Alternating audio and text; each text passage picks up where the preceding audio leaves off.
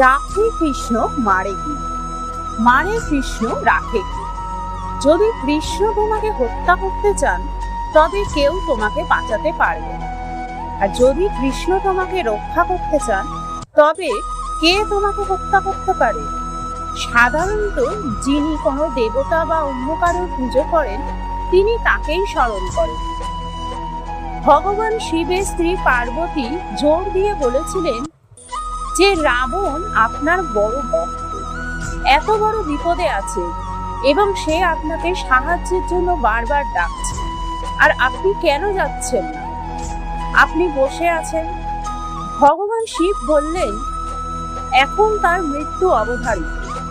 ভগবান রামচন্দ্র তাকে হত্যা করতে এসেছে, কেউ তাকে বাঁচাতে পারবে না।